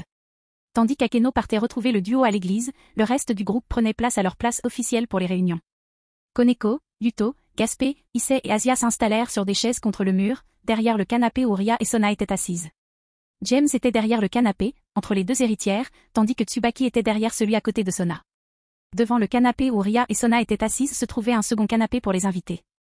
Entre les deux canapés se trouvait une table basse avec un plateau de thé au milieu. Quelques minutes plus tard, Akeno revint avec les deux jeunes filles de l'église, Irina et Xenovia. En entrant, Irina et Xenovia scrutèrent la pièce. En voyant Asuya, elles plissèrent les yeux, et Xenovia décida de parler. Ancienne sainte vierge, Asuya Argento, dit Xenovia avec dédain. Je vois que tu es tombée si bas que tu es devenue un démon. Je pense que le titre de sainte vierge était déplacé. En entendant cela, Asuya ne dit rien. Elle se mordit simplement la lèvre inférieure et baissa la tête. Toi aussi, Asuya Argento, tu as perdu la foi, demanda Irina, une expression sérieuse remplaçant son sourire habituel. Bien sûr, dit Asuya en relevant la tête. Je prie encore tous les jours. Si c'est vrai, alors tu devrais me permettre de te purifier, dit Xenovia en ramassant le gros paquet sur son dos. Alors peut-être trouveras-tu une place au paradis après ton repentir. Cependant, avant que Xenovia ne puisse sortir le gros paquet, qui s'est avéré être une épée aussi grande qu'elle, elle sentit une main sur son épaule. Je pense que tu vas un peu loin, vu que tu es invité sur le territoire de quelqu'un d'autre, fille d'église, dit James avec un sourire, la main posée sur l'épaule de Xenovia. Bien que James n'ait pas appuyé sur la main posée sur l'épaule de Xenovia, celle-ci avait l'impression qu'une montagne pesait sur elle. Irina, quant à elle, continuait de fixer le groupe de démons devant elle. Cependant, ses yeux s'écarquillèrent de façon comique en voyant l'image du garçon à la peau caramel disparaître. Elle tourna alors la tête en entendant le garçon s'adresser à Asuya. Asuya, pourquoi te soucies-tu de ce que ces gens qui ne connaissent pas toute l'histoire disent de toi, demanda James avec un sourire doux. L'Église abandonnerait quelqu'un d'aussi pieux que toi. Serais-je capable de juger les gens ou les situations? Comment oses-tu dire du mal des disciples du Seigneur, diable, crièrent Irina et Xenovia avec colère. Je ne critique pas les partisans de Big G, répondit James en haussant les épaules. Je me moque de l'organisation qui les rassemble. En entendant cela, Irina et Xenovia étaient sur le point de perdre patience, cependant, avant qu'elles ne puissent parler à nouveau, James s'avança. Si on y réfléchit bien, il y a clairement quelque chose qui cloche dans l'excommunication d'Asuya, dit James en retirant sa main de l'épaule de Xenovia. D'abord, comment un démon a-t-il pu pénétrer si loin dans l'enceinte du Vatican sans que personne ne le sache? Après avoir entendu cela, Irina et Xenovia se calmèrent un peu. Cependant, leur colère était toujours présente. James poursuivit nonchalamment en retournant à son emplacement initial, derrière Ria et Sona. Deuxièmement, personne n'était là pour voir Asuya guérir le diable, mais moins d'une heure plus tard, toute la haute autorité de l'église était au courant, dit James en prenant place derrière Ria et Sona. Finalement, en moins d'une journée, sans enquête, Asuya fut excommuniée. Après avoir entendu les trois arguments de James, Irina et Xenovia commencèrent à réfléchir. Cependant, elles n'eurent pas beaucoup de temps pour y réfléchir. Tu y réfléchiras plus tard, dit Ria froidement.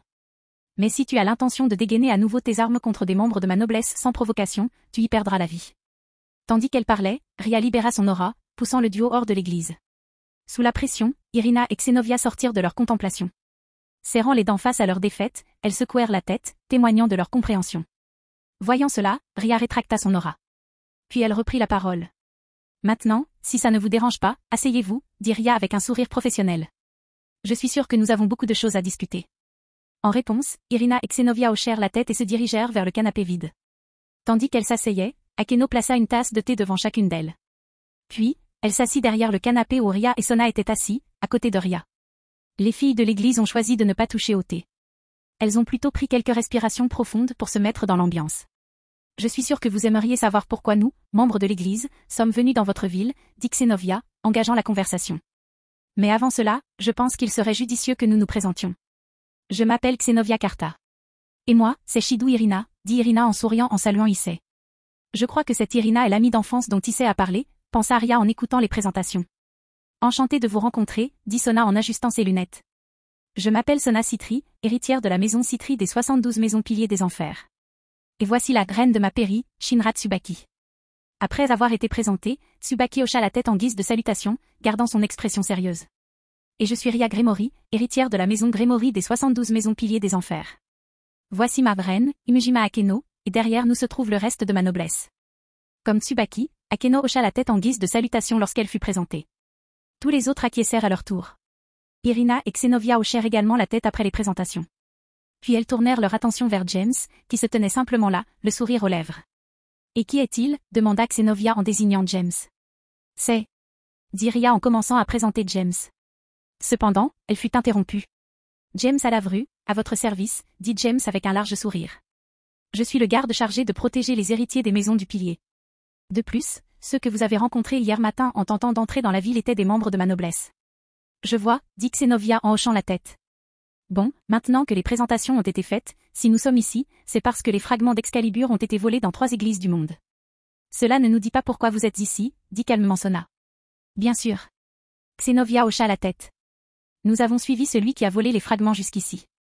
Il y a donc 3 fragments d'Excalibur volés dans la ville, demanda Ria en fronçant les sourcils. En fait, il y en a 4, dit Irina en levant 4 doigts de sa main gauche.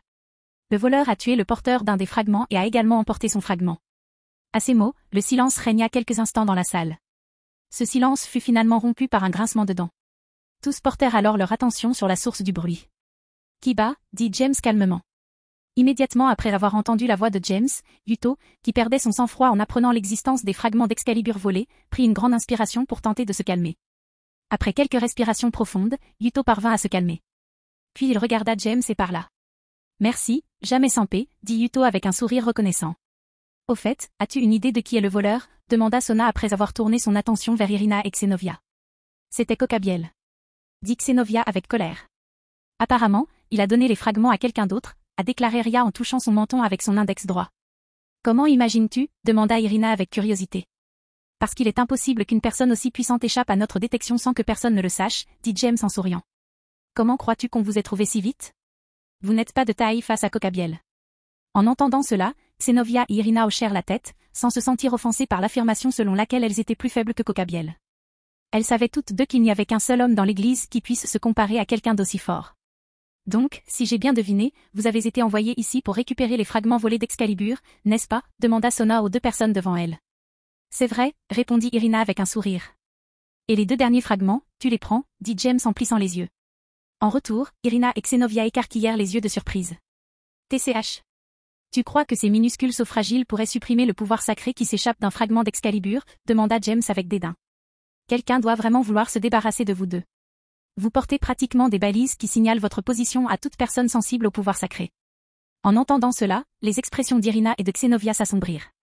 Cependant, avant qu'elle puisse répondre, Sona prit la parole. James, ça suffit, dit Sona, l'air inchangé. Nous avons donc établi que vous êtes ici pour récupérer les fragments volés d'Excalibur. Mais pourquoi vouliez-vous nous rencontrer ? Nous voulions dire aux démons de ne pas intervenir, dit Xenovia avec colère. Très bien, nous resterons en dehors de ça, dit Ria avec indifférence. On n'a pas besoin de vous, les démons, hein ? Xenovia, ne s'attendant pas à ce qu'ils acceptent si vite, commença à expliquer pourquoi avant de s'arrêter, l'air confus.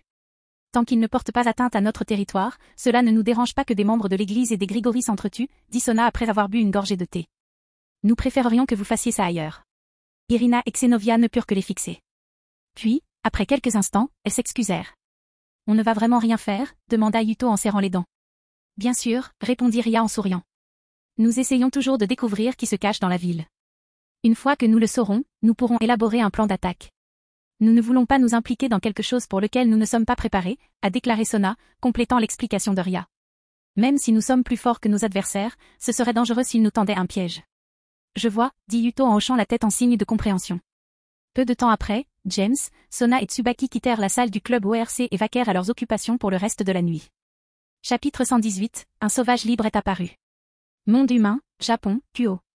Après la rencontre avec Irina et Xenovia, tout le monde vaqua à ses occupations habituelles. Le soir, les camarades de Ria accomplirent leur devoir de démon et exaucèrent les vœux des humains. Ce soir-là, Yuto avait beaucoup à penser. Ayant besoin de temps pour réfléchir, il décida de rentrer chez lui à pied plutôt que de se téléporter après sa dernière mission de la nuit. Bon sang, murmura Yuto. Je sais que les épées ne sont pas responsables de ce qui nous est arrivé, à moi et à mes amis, mais je ne peux plus contrôler ma colère maintenant que je sais qu'elles sont à proximité. Yuto continuait de marmonner pour lui-même en rentrant chez lui. Cependant, il s'arrêta en sentant une aura familière. L'un des fragments est à proximité, dit Yuto en tournant la tête vers la source du pouvoir sacré. Sans hésiter, Yuto se mit à courir vers le pouvoir sacré. Quelques instants plus tard, il aperçut un humain aux cheveux blancs debout à côté d'adolescents, une épée sacrée à la main. Est-ce un fragment d'Excalibur, se demanda intérieurement Yuto en s'approchant. Je ne devrais pas interférer avec les recherches des filles de l'église, mais il tuera ces gens si je ne fais rien. Vous avez été vraiment vilains, les enfants, dit l'homme aux cheveux blancs d'un ton maniaque. Invoquer des démons est tellement pervers. Je pense que vous méritez d'être punis. Alors que l'homme aux cheveux blancs levait son épée, il s'arrêta brusquement. Puis, il la balança vers la droite et la battit. Cliquetis. À casser. En utilisant l'épée dans sa main, Excalibur Rapidly, l'homme aux cheveux blancs a non seulement pu bloquer l'attaque sournoise de Yuto, mais a également brisé l'épée démoniaque qu'il avait créée. Tiens, dit l'homme aux cheveux blancs en brandissant son épée par-dessus son épaule. Si ce n'est pas un de ces satanés démons qui travaillent pour cette garce rousse. Si j'étais toi, je ne laisserais pas James Sampé t'entendre dire ça, dit Yuto d'un air solennel. Qu'importe, dit l'homme aux cheveux blancs en brandissant son épée. Avec cette belle fille, je pourrais éliminer tous les scélérats du diable que je veux. Puis, l'homme aux cheveux blancs entoura l'épée de ses bras et la serra tendrement comme un être cher. Cela permit cependant à Yuto de voir le visage de l'agresseur. Grâce à la faible lueur de l'épée sacrée, Yuto distingua le visage du prêtre psychopathe dont tout le monde avait été averti. Tu as libéré Selzen, alors tu es de retour, dit Yuto en créant une nouvelle épée. Cette fois, l'épée créée avait l'attribut d'absorber le pouvoir sacré. Effaceur sacré, dit calmement Yuto en regardant sa nouvelle épée. Voyons comment ça fonctionne contre un fragment d'Excalibur. Oh. C'est une très belle épée, dit Fried en regardant l'épée à la lame noire, à la garde pointue et dorée et à la poignée dorée. Je pense que je t'ajouterai à ma collection après t'avoir abattu. Il reste à voir qui sera abattu, dit Yuto en courant vers Fried. Non, s'exclama Fried en disparaissant. Tu es trop lent. Impossible que je ne te coupe pas, espèce de démon. L'instant d'après, Fried apparut derrière Yuto, son épée s'abattant sur lui. Avant que l'épée n'atteigne sa cible, Yuto disparut à son tour. Quoi, s'exclama Fried, confus. Comment as-tu pu t'échapper? Ça devrait aller vite, maintenant. Alors ce doit être Excalibur rapide, se dit Yuto en regardant le fragment d'Excalibur dans la main du prêtre psychopathe. Ça rend vraiment l'utilisateur plus rapide. Alors que Yuto marmonnait pour lui-même, Fried fit une crise de colère pour ne pas avoir pu couper le diable devant lui. Il a dit que cette épée empêcherait les démons de m'esquiver, dit Fried tristement. J'ai fait cette satanée expérience de vieux juste pour pouvoir utiliser ces épées. Et voilà les seuls résultats que j'ai obtenus. Tu essaies d'utiliser des épées sacrées, dit Yuto, figé un instant. Je n'arrive pas à te laisser partir. Laisse-moi partir, demanda Fried avec un sourire maniaque. Je ne crois pas que tu comprennes comment ça marche, espèce de démon. Tu ne sortiras pas d'ici ce soir. Puis, une fois de plus, Fried disparut et réapparut à la gauche de Yuto. Ce faisant, il brandit son épée vers le haut, de gauche à droite. En réponse, Yuto recula simplement et inclina légèrement la tête en arrière pour éviter complètement le coup, puis releva la tête. Visant le poignet de Fried, Yuto tenta de forcer le psychopathe à lâcher son épée. Même s'il n'y parvenait pas, Yuto n'hésita pas à lui couper la main. Comme Yuto s'y attendait, Fried tenta de sauter le premier. Cependant, il comprit qu'il perdrait quand même sa main. Il brandit alors maladroitement son épée pour parer le coup. Malheureusement, sa prise instable lui fit perdre le contrôle de l'épée. Profitant de l'élan créé par Excalibur, Fried s'envola rapidement. Alors que Yuto s'apprêtait à le poursuivre, il entendit 4 coups de feu. Comprenant que Fried tirait sur les 4 adolescents, incapables de fuir par peur, Yuto cessa de poursuivre Fried.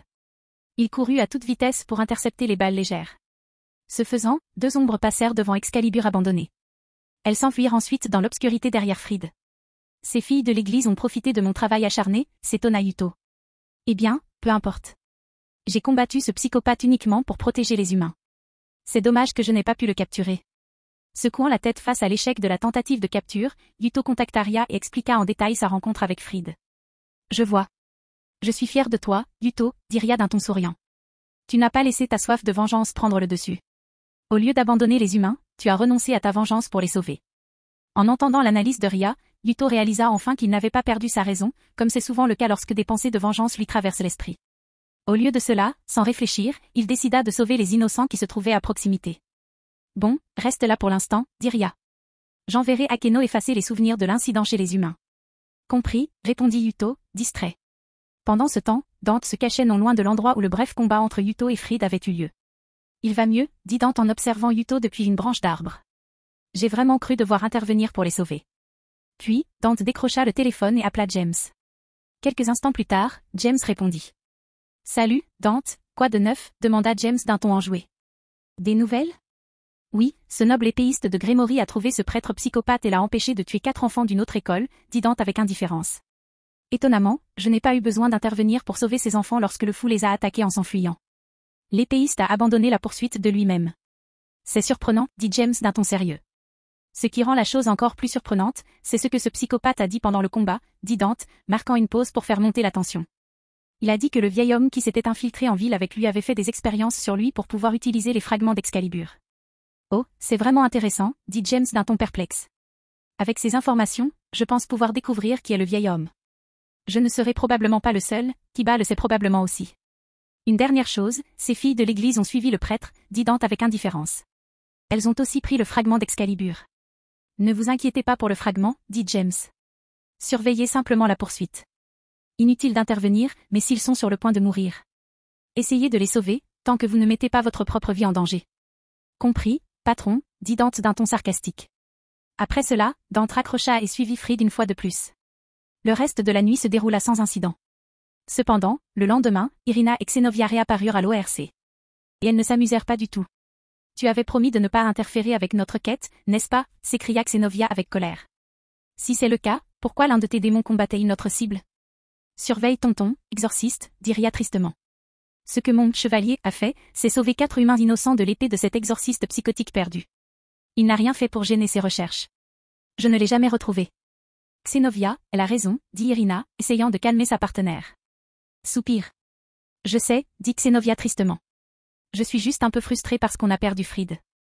Bon, maintenant que tu as dit ce que tu voulais dire, y a-t-il autre chose ou vas-tu partir, demanda Ria d'un ton sec. On y va, dit Irina en entraînant Xenovia avec elle. Eh bien, c'est arrivé, dit Issei, ne sachant que penser de cette rencontre. Laissez-les tranquilles, dit Ria avec un hochement de tête dédaigneux. Ils nous ont demandé de rester en dehors de ça, et c'est ce que nous ferons. Au moins jusqu'à ce qu'un événement majeur se produise. Je comprends, dit Issei. Parallèlement, au club de MMA, James et Flora supervisaient l'entraînement des membres du club. Alors, que penses-tu que ces deux-là préparent avec les fragments, demanda Flora. Ils essaient probablement de trouver un moyen de les faire fondre, répondit James en haussant les épaules. Sinon, pourquoi les voleraient-ils tous? Je suppose que c'est logique, mais pourquoi ici, demanda Flora d'un ton confus. C'est la question à $1 million, dit James en haussant à nouveau les épaules. Je ne peux pas le savoir avant de l'avoir entendu moi-même. Oui, je crois que tu as raison, dit Flora en tournant son attention vers les membres du club d'entraînement. Dis donc, Shimazaki, qu'est-ce que tu fais? Si tu fais ça à moitié, tu devrais rentrer chez toi. En riant de son pion, James se rendit compte qu'il devait croire que ce serait sa dernière année à fréquenter cette école, la Kyo Academy. Au même moment, Mio et Maria se tenaient à côté de la salle d'entraînement. Plus précisément, Maria s'entraînait sur un sac lourd tandis que Mio se tenait à proximité et discutait. Il a dû se passer quelque chose d'important, dit Mio en regardant James. Je me demande ce que c'est. Je n'en suis pas sûre, dit Maria en frappant le sac. Mais si ça nous concernait, je suis sûre que James Nii nous le dirait. Oui, je pense que tu as raison, dit Mio tristement. Je n'aime pas être laissée de côté.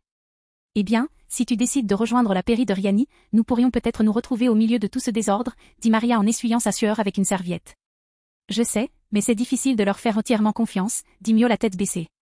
Je sais, mais si c'est comme ce que j'ai entendu dire à propos de la maison Grémory, alors tu n'as pas à t'inquiéter, dit Maria en souriant. Que veux-tu dire, demanda Mio, la confusion perceptible dans son ton et son expression. D'après ce que j'ai entendu, les Grémory ont le plus d'amour familial de tous les clans de démons des enfers. Mais il n'y a aucun moyen de savoir si c'est vrai, dit Mio en fronçant les sourcils. Mais si nous ne faisons rien, nous n'aurons aucun moyen de savoir si c'est vrai, dit Maria en regardant Mio avec inquiétude. De plus, nous ne saurons jamais pourquoi notre père a été exilé de la maison Grémory si nous ne rejoignons pas la noblesse de Riani. En réponse, Mio baissa simplement la tête et serra les poings. Plus important encore, nous serons mieux protégés des ennemis de notre père si nous les rejoignons, a déclaré Maria, l'inquiétude toujours évidente dans son expression. Je comprends, dit Mio avec colère. Nous accepterons ton offre après le semestre. J'ai encore besoin de temps pour m'adapter. Bonne décision, s'exclama Maria en sautant pour serrer Mio dans ses bras. Non, n'essaie pas de me prendre dans tes bras, dit Mio en s'éloignant de Maria.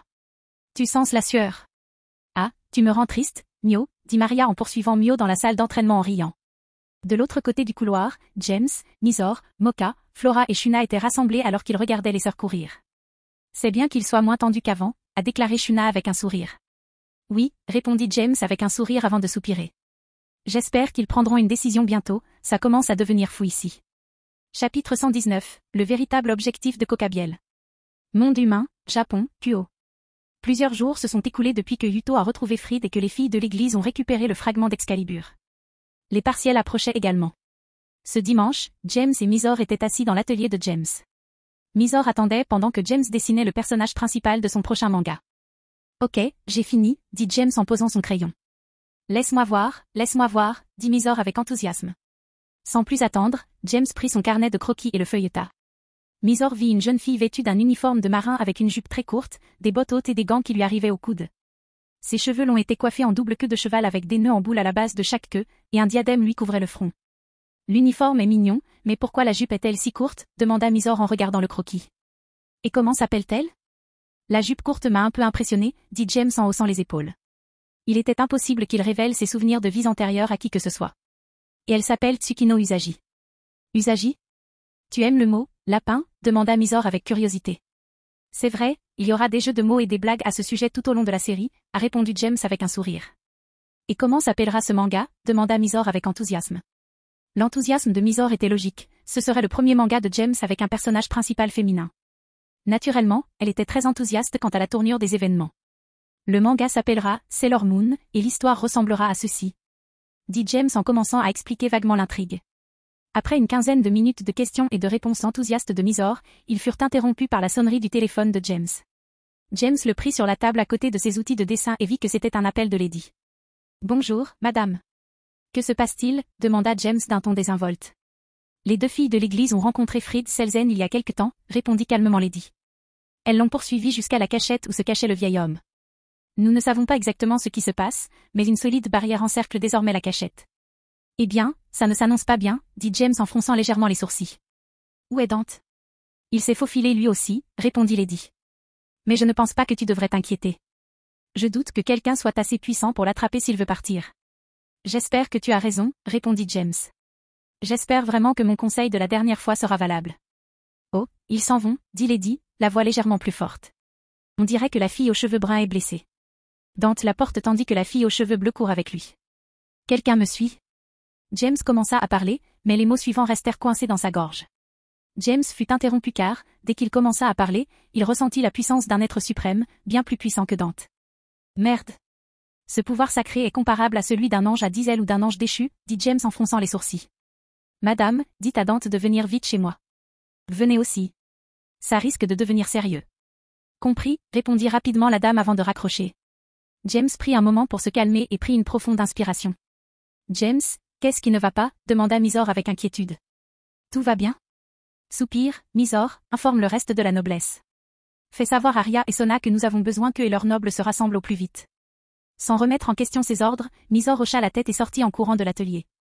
Peu après son départ, James prit une grande inspiration. Puis, avec un sourire rauque, il prit la parole. Dreg, ça pourrait être très amusant. Ceci ne devrait pas être un test pour toi, répondit Dreg. Si tu utilises Balance Breaker, tu n'auras probablement pas besoin de renfort. Ça me va, répondit James, toujours souriant. Je pourrais me mesurer à quelqu'un qui a au moins 1000 ans d'expérience. C'est vrai, répondit Dreg en souriant. Dommage que ce type ne soit pas assez fort pour que tu puisses utiliser ça. Non, on sait tous les deux à qui c'est destiné, répondit James en secouant la tête. Bref, préparons-nous. Ils arrivent vite. Correct, répondit Dreg d'un ton enthousiaste. Quelqu'un qui débute dans le master. Ah. C'est vrai. James éclata de rire en quittant l'atelier et en attendant que tout le monde arrive devant sa maison. Lorsque James quitta la maison, il était accompagné de Mysore, Seu Chulin, Tsubaki, qui était avec Seu Chulin dans sa chambre, Mocha, Shuna et Shion. Quelques instants plus tard, Sona et le reste de sa noblesse les rejoignirent. Flora arriva peu après. Et peu après, Ria et sa noblesse apparurent. Ils utilisèrent apparemment la téléportation pour récupérer Issei et Asia, ce qui expliquerait leur arrivée légèrement plus tard que Sona. James, que se passe-t-il demanda Ria dès son arrivée. James s'est abstenu d'expliquer la situation à Sona et à sa péri lorsque Sona a posé la même question il n'y a pas longtemps, car il savait qu'il devrait l'expliquer à nouveau lorsque Ria arriverait. Les filles de l'église ont poursuivi le prêtre psychopathe et l'ont pris dans un piège, dit James calmement. D'après Lady, l'une d'elles a été blessée. Heureusement, Dante suivait le prêtre et a pu les sauver. Soupir. Je m'attendais à quelque chose comme ça, dit Sona. Mais ça n'explique pas vraiment pourquoi tu nous as tous réunis. Tandis que Sona parlait, James scrutait les visages des personnes rassemblées. Remarquant l'absence de quelqu'un, James se tourna vers Sona pour lui poser des questions. Sona, où est le nouveau? Comment s'appelait-il? S'agit Janshiro, répondit Sona. Il arrive par ici. Pourquoi ne l'as-tu pas téléporté ici comme Riri l'a fait avec Issei et Asia? Demanda James avec curiosité. Parce que ma reine était malade, dit Sona en ajustant ses lunettes. En entendant cela, Tsubaki, qui avait pris place auprès du roi après son arrivée, rougit de gêne. Cependant, la situation étant si soudaine, Sona n'eut plus rien à ajouter. Peu après la réponse de Sona à la question de James, le groupe Vidante portait Irina, visiblement blessée, dans ses bras, tandis que Xenovia la retenait de toutes ses forces. Un homme de grande taille, descendant du ciel, les suivait, vêtu d'une robe noire aux épaulettes violettes et aux détails et accessoires dorés. Derrière lui se trouvaient 5 paires d'ailes ornées de plumes noires. Il avait de longs cheveux noirs, des yeux rouges et des oreilles pointues comme celles d'un elfe. Nous aurions dû savoir qu'il serait responsable de tout cela, a déclaré Sona en regardant les silhouettes qui approchaient. Oui, surtout depuis qu'elle a trompé ses autres anges déchus pour qu'ils agissent ici au début de l'année scolaire, a déclaré James, répondant aux paroles de Sona. Un instant plus tard, Dante apparut devant James avec les 2 filles. J'aurais pu entrer et sortir sans être découvert, mais j'ai eu pitié de ces filles pour leur idiotie, a déclaré Dante d'un ton dégoûté. Peu de temps après que Dante ait parlé, Lady est également arrivée. C'était rapide, madame, dit James, un peu surpris. J'étais plus proche que Dante, répondit Lady en haussant les épaules. Il est quand même beaucoup plus rapide que moi. Un instant plus tard, l'ange déchu arriva également. C'est vraiment toi, Cocabiel, dit Ria en fronçant les sourcils. Pourquoi es-tu ici? Et pourquoi sèmes-tu le trouble sur notre territoire? Oh mon Dieu! Dire que les rats qui ont fait irruption dans ma cachette me mèneraient droit aux gens que je voulais voir, dit Cocabiel en souriant. Je suis venu ici pour une raison simple, tuer les jeunes sœurs des satans actuels. Cela déclencherait à nouveau la grande guerre, dit Sona en fronçant les sourcils. Je suis sûre que tu en es consciente. Bien sûr que oui, répondit Cocabiel avec enthousiasme. Déclencher la grande guerre, c'est tout ce que j'ai toujours souhaité depuis sa fin. Je n'ai jamais souhaité qu'elle se termine. On savait déjà qu'il faisait partie des radicaux, dit James calmement. Mais bon sang, il prend ça vraiment au sérieux, pas vrai? Ignorant le commentaire de James, Cocabiel parla une fois de plus. Pendant notre petite chasse, j'ai envoyé mes subordonnés à ton école pour instaurer un petit rituel, dit Cocabiel avec enthousiasme. En fait, il y en a 2. Je te conseille d'y aller bientôt. Après tout, je ne voudrais pas que tu rates ce moment de plaisir. Après avoir terminé son discours, Cocabiel fit immédiatement demi-tour et vola vers l'Académie Kuo. Jusqu'à ce qu'ils ne distinguent plus sa silhouette, ils entendirent son rire résonner dans le ciel de la ville. Mauvaise nouvelle, James, dit Mysore, le visage légèrement pâle. Qu'est-ce qui ne va pas, Mysore? Demanda James d'un ton légèrement exaspéré. Il y a beaucoup d'anges déchus qui viennent du nord, répondit Mysore. Gentil, dit James avant de regarder Ria et Sona. Je prends les commandes. Puisque je suis votre garde désigné, je ne pense pas outrepasser mes limites, n'est-ce pas? Ça me va, dit Ria en haussant les épaules. Quoi qu'il en soit, tu es le plus fort ici, dit Sona avec un haussement d'épaules similaire. James fut un peu surpris par l'attitude apparemment indifférente de Ria et Sona. Cependant, il rejeta cette idée. Il préféra croire qu'il croyait simplement en sa force. Bref, nous allons devoir nous diviser en 3 groupes pour cette bataille, dit James d'un air sérieux. Lancez, dirige le reste de nos hommes et intercepte les anges déchus qui arrivent. J'ai besoin que tu agis vite, nous devons maintenir la bataille aussi loin que possible de la ville. Je comprends, répondit sérieusement Séuchulin. Allez, les gars, on y va. Dante et Lady, vous serez payés en fonction du nombre d'ennemis vaincus et de votre force. C'est tout, s'exclama Dante. Compris, répondit la dame d'un ton sérieux. Séuchulin mena ensuite le reste de la noblesse de Jacques au nord de la ville. Tous occupant un rang élevé, sa rapidité était à prendre à la légère. Jacques se tourna alors vers Sona. Sona, j'ai besoin que toi et ta noblesse établissiez et mainteniez la plus solide barrière possible au sein de l'académie. James poursuivit ses ordres. Malheureusement, ta noblesse n'a pas assez d'expérience au combat pour participer à ce combat. Je comprends. Sona hocha la tête. On pourra installer une barrière sans problème. Bien, répondit James avec un hochement de tête. Finalement, il se tourna vers Ria avant de poursuivre. Riri, toi et ta noblesse êtes avec moi. Tu t'occuperas des forces que Cocabiel a avec lui à l'académie. Je m'occuperai de Cocabiel. En réponse, Ria et ses pairs hochèrent la tête avec assurance. Vas-tu combattre Cocabiel seul? Demanda Xenovia d'un ton incrédule. Essaies-tu de te suicider? Ah, j'avais oublié que tu étais là, murmura James en regardant Xenovia qui tenait Irina dans ses bras. Toi, viens avec nous. Tu as apporté ce désordre avec toi, en quelque sorte, pour nous aider à le nettoyer. Soupire, Asia. J'ai besoin que tu restes et que tu soignes le blessé. Je comprends, James Sampé, dit Asia, le regard empreint de conviction. Puis, une fois tous les ordres donnés, James, Ria, Sona, leur père et Xenovia se dirigèrent vers l'école. La raison pour laquelle ils marchèrent au lieu de se téléporter était simple, ils espéraient que Sagi les rejoindrait en chemin. Et comme prévu, Sagi les rejoignit peu après que le groupe eut quitté le quartier résidentiel UP où se trouvait leur maison. En marchant vers l'école, ils s'efforcèrent de peaufiner leur plan. Finalement, une vingtaine de minutes après avoir quitté leur maison, ils arrivèrent aux portes de l'Académie Kuo. Sona et ses pairs se déployèrent alors, aussi vite que possible, sur le terrain de l'Académie et commencèrent à ériger une barrière. Une fois celle-ci prête, James s'adressa de nouveau à Sona. Sona, une fois à l'intérieur, n'oublie pas de contacter ta sœur et le frère de Ria, dit James d'un ton solennel. Je ne compte pas perdre, mais on ne sait jamais ce qui peut mal tourner au combat. Je sais, dit Sona en s'approchant de James. Puis il lui donna un rapide baiser sur les lèvres et s'éloigna. C'était pour porter chance, dit Sona en souriant. Maintenant, va montrer à ce gros corbeau sa place. James hocha la tête en guise de réponse, un sourire ardent aux lèvres. Il se tourna ensuite vers Ria et lui adressa un signe de tête, à elle, à sa noblesse et à Xenovia, tout affichant une expression sérieuse. Allons-y, dit James en se dirigeant vers l'ouverture temporaire dans la barrière. Chapitre 120, les animaux de compagnie de Cocabiel. Monde humain, Japon, Kuo. Lorsque James, Ria, Xenovia et la noblesse de Ria franchirent la barrière, la première chose qu'ils remarquèrent fut un grand cercle magique qui couvrait tout le terrain de l'académie. Puis, un cercle magique beaucoup plus petit apparut au centre du premier. À côté, deux hommes se tenaient, un vieil homme que seul Yuto pouvait reconnaître, et le second, Fried, le prêtre psychopathe. Enfin, Cocabiel flottait dans les airs en buvant une coupe de vin. Remarquant les nouveaux arrivants, Cocabiel sourit. Puis, il projeta sa voix pour qu'ils puissent l'entendre d'où il se trouvait. Une trentaine de minutes, hein, demanda Cocabiel, une pointe de surprise dans la voix. Je pensais que tu mettrais plus de temps à te préparer. Tu n'en vaux vraiment pas la peine, dit James avec indifférence. Honnêtement, je pourrais gérer tout ça tout seul, mais parfois, j'ai besoin de m'assurer que tout le monde a de l'expérience. Tu es arrogant, dit Cocabiel en fronçant les sourcils. Eh bien, ce sera plus amusant de te tuer lentement. Soupire. J'imagine que c'est le problème quand les gens ne te connaissent pas. Tous ceux qui connaissaient le pouvoir de James hochèrent simplement la tête. Les autres ne pouvaient que le regarder comme s'il était un garçon prétentieux. Se remettant enfin du choc causé par James, Cocabiel claqua des doigts. Photo. Sur ces mots, 3 cercles magiques apparurent entre le groupe de James et le plus petit. En s'élevant, ils révélèrent 3 monstres quadrupèdes. Après avoir atteint le zénith, qui mesurait environ 5 mètres de haut, on pouvait apercevoir 9 têtes canines. Cela devient compliqué, dit James en fronçant les sourcils. Que veux-tu dire, demanda Ria, ne suivant pas le raisonnement de James. C'est Cerbère, dit James en désignant les bêtes invoquées. Oui, ce sont des chiens de garde du royaume des morts, dit Ria, toujours perplexe. De quel panthéon, demanda James. Si je me souviens bien, ce devrait être Gréé. Dit Ria d'un air pensif. Se souvenant de la réponse, elle se figea et son visage pâlit légèrement. C'est vrai. On dirait que Cocabiel travaille avec un personnage peu recommandable, dit James en secouant la tête.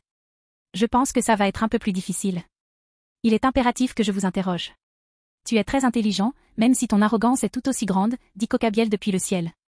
Mais les choses ne seront pas aussi simples que tu le penses, mon garçon. Décidant d'ignorer Cocabiel, James regarda le plus petit cercle magique, plus important encore, les 4 orbes flottants qui l'entouraient.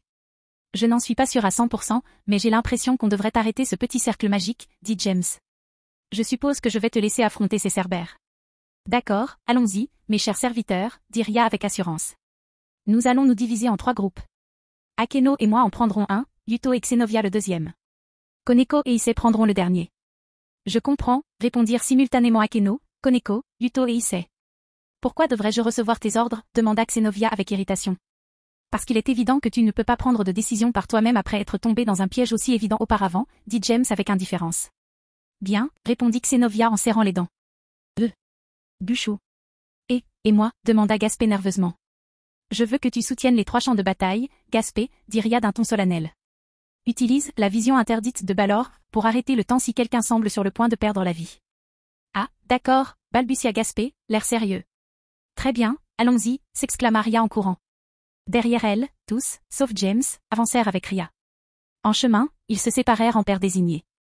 Le premier à arriver fut Yuto. Grâce à la vitesse conférée par sa pièce de chevalier, il était sans conteste le plus rapide des 7. Remarquant l'approche de Yuto, la tête centrale du Cerbère Yuto prit une profonde inspiration. Puis, au bout d'un moment, elle lança une colonne de flammes vers Yuto. Au lieu d'esquiver l'attaque, Yuto créa une de ses épées démoniaques. Dans sa main, une épée à la lame bleu roi et aux détails dorés apparut. Cette épée avait également la propriété d'absorber les flammes. Flamme ban, dit calmement Yuto alors qu'il continuait vers sa cible. Tout en courant, Yuto tenait le fléau de flammes devant lui. Comme prévu, le souffle de feu fut absorbé par l'épée qu'il avait créée. Malheureusement, l'épée surchauffa également à cause des flammes absorbées. Heureusement, il enveloppait déjà son corps de son énergie démoniaque tout en augmentant sa vitesse. Sinon, les brûlures sur ses paumes auraient été invalidantes. Il va falloir que j'en finisse vite, pensa Yuto en approchant. Je ne sais pas combien de temps je pourrai supporter cette chaleur. À cette pensée, Yuto accéléra encore davantage. Puis, dans un éclair de vitesse, il passa juste sous Cerbère. Rugissement, rugit le Cerbère de douleur tandis que Yuto passait. Utilisant sa vitesse maximale, Yuto trancha à plusieurs reprises les 4 pattes de Cerbère avec l'épée surchauffée qu'il brandissait en passant sous la créature. Alors que Cerbère baissait la tête pour affronter l'ennemi qui osait le blesser, il remarqua une puissance sacrée s'approcher.